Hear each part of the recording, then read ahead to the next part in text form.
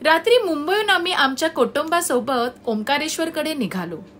रात्री आम्ही थांबून नाश्ता केला, थोडी विश्रांती घेतली आणि ताजेतवाने होऊन पुन्हा प्रवास सुरू केला।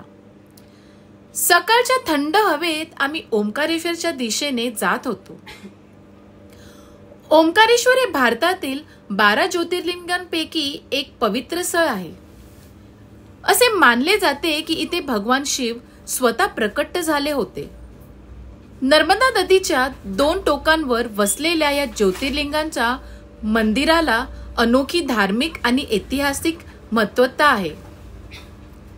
ओंकारेश्वरला पोहोचताच आम्ही कपडे बदलून नर्मदा नदीच्या पवित्र स्थानासाठी निघालो। नर्मदा नदीच्या काठी पोहोचल्यावर आम्ही फुलं अर्पण केली आणि तिची प्रार्थना केली। नर्मदा नदीचं पाणी थंड होतं आणि त्यात स्नान करताना आम्हाला खूप आनंद झाला। त्या दिवशी पाण्याची पातळी वाढल्यामुळे टुरिस्ट बोटींचे फेरफटके बंद होते, पण तरीही नर्मदेच्या पवित्र स्नानाचा आनंद आम्ही घेतला। त्यानंतर आम्ही मामलेश्वर मंदिराच्या दिशेने प्रस्थान केले आणि तिथे दर्शन घेतले। मामलेश्वर मंदिराला अमर मामलेश्वर असेही म्हटले जाते। हे मंदिर महादेवाच्या एकात्मतेचे प्रतीक मानले जाते।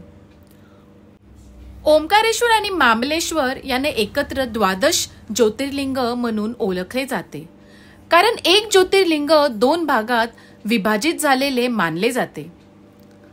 नंतर आम्ही पूल ओलांडून ओंकारेश्वर मंदिराच्या प्रवेशद्वारापर्यंत पोहोचलो। मंदिरात गर्दी होती, पण आम्ही काही वेळेतच दर्शन घेतले आणि ओंकारेश्वर ज्योतिर्लिंगाचा आशीर्वाद घेतले। ही एक दिव्य आणि आध्यात्मिक अनुभव होता।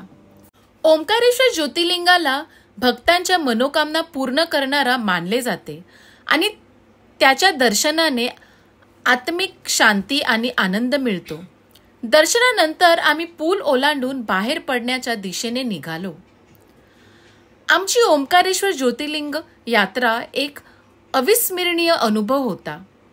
देवाच्या कृपेने आम्हाला या दिव्य स्थळाचे दर्शन घेता आले।